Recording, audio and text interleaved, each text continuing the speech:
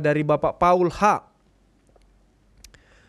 Di dalam Matius 6 ayat 3, sepertinya perbuatan baik kita tidak perlu diketahui orang lain.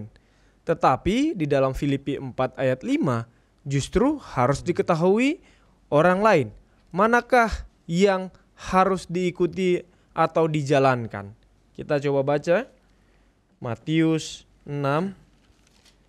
Saya baca Matius 6 ayat yang ke-3. Matius 6 ayat yang ke-3 bunyinya seperti demikian.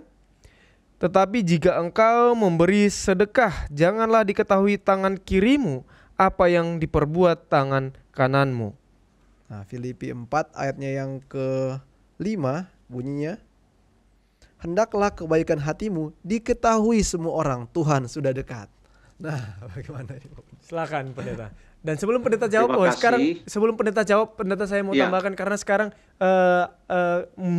musimnya media sosial. Jadi ketika orang berbuat baik banyak yang direkam, ada yang kontroversi juga. Oh jangan nggak usah direkam-rekam. Tapi ada yang bilang kalau kita nggak rekam, bagaimana menginspirasi orang lain untuk berbuat baik gitu. Ini mungkin berasal dari situ juga. Silakan pendeta. Ya, terima kasih. Terima kasih. Saya melihat yang bertanya ini tadi siapa? Bapak Paul H. Iya, ya? Paul H.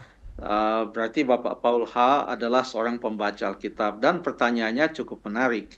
Seakan-akan ada kontroversi antara satu ayat dengan ayat yang lain. Padahal kita sudah tahu menurut 2 Petrus 1 ayat 19 sampai 21 firman Allah ini adalah hasil ilham dari Roh Kudus.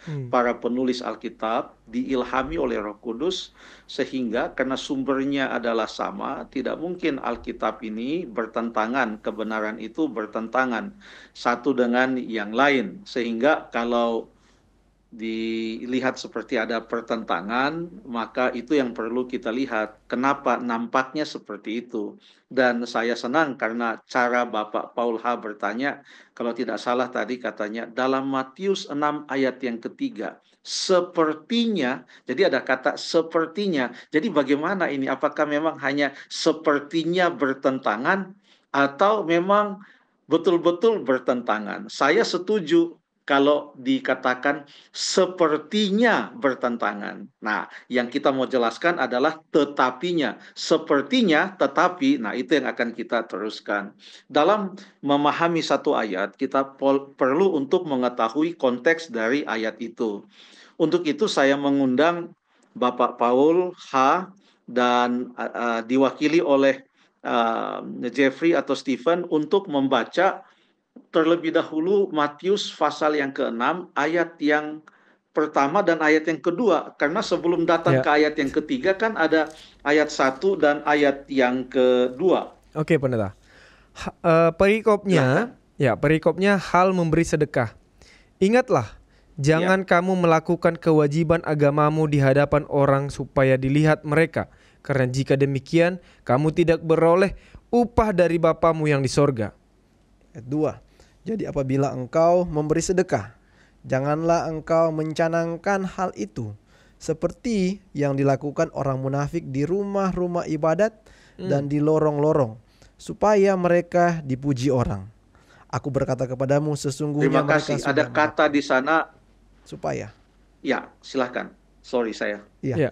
Supaya dipuji orang. Aku berkata kepadamu, sesungguhnya mereka sudah mendapat upahnya. Terima kasih. Jadi Yesus sedang berbicara tentang perbuatan baik yang ditunjukkan. Ada supaya di sana. Supaya itu menyatakan tujuan atau hasil.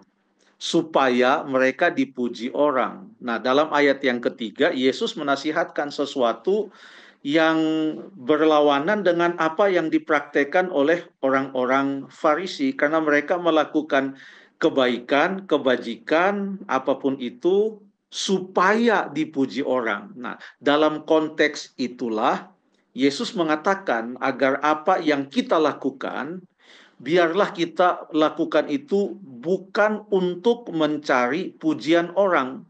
Jadi kalau motif kita melakukan kebaikan itu supaya dipuji orang, melakukan kebaikan dan kita menunjukkan kebaikan kita atau kebaikan kita itu pada akhirnya menggunakan istilah, kita gunakan istilah viral, kebaikan kita itu viral, janganlah itu tujuannya untuk mencari pujian orang, supaya dipuji orang. Kalau itu motifnya, sudah betul yang Yesus katakan dalam ayat yang ketiga, hendaklah perbuatan baikmu itu janganlah yang diperbuat oleh tangan kiri diketahui oleh tangan kanan. Itu konteksnya.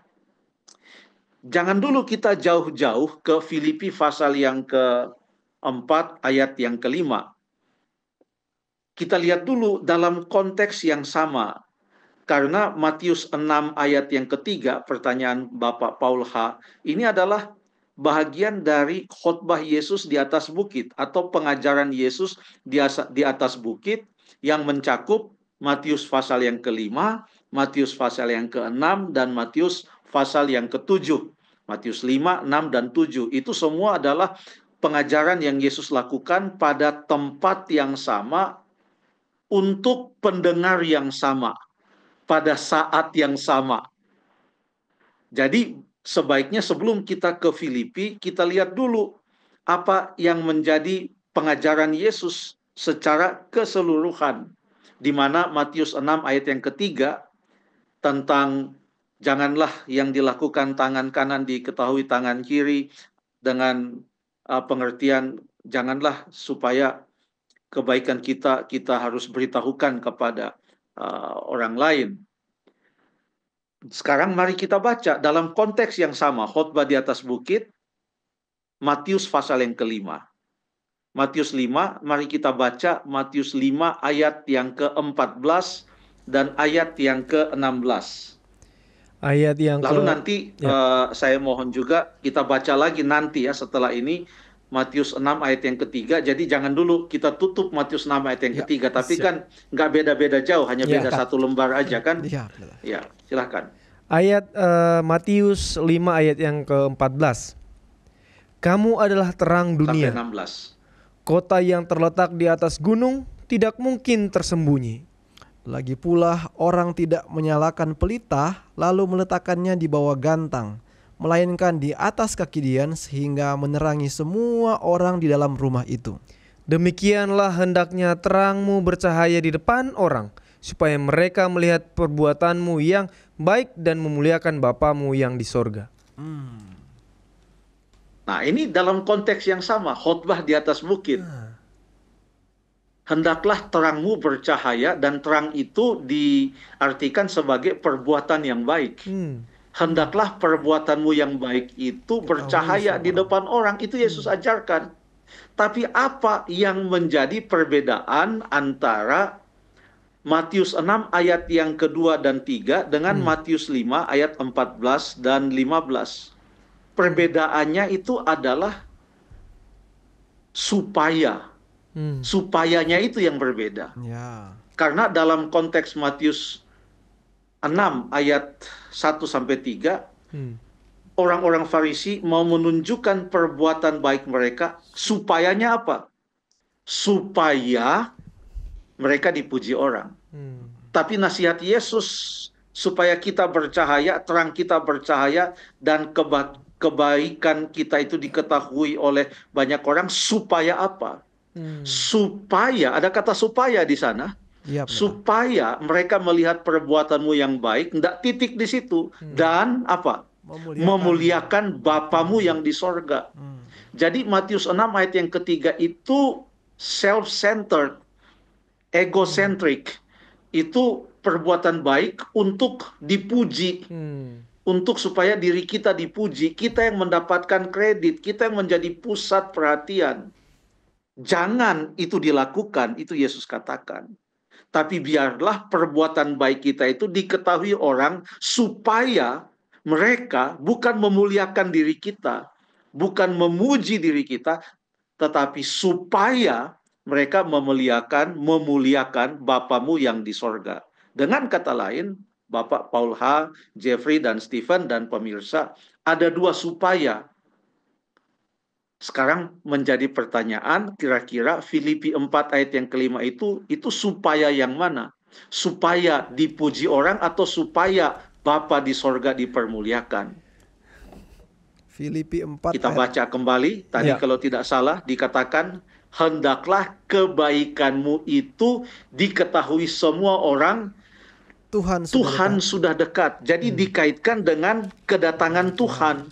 Berarti kebaikan itu diketahui orang supaya orang bisa bersedia menyambut kedatangan Tuhan. Supaya mereka boleh mengenal kasih Tuhan. Supaya mereka boleh datang kepada Tuhan. Kenapa? Karena Tuhan sudah dekat dan Dia mau semua orang mengenal Dia. Salah satu cara orang mengenal Allah adalah melalui perbuatan baik dari umat-umat Allah yang tujuannya adalah untuk memuliakan Bapa di sorga.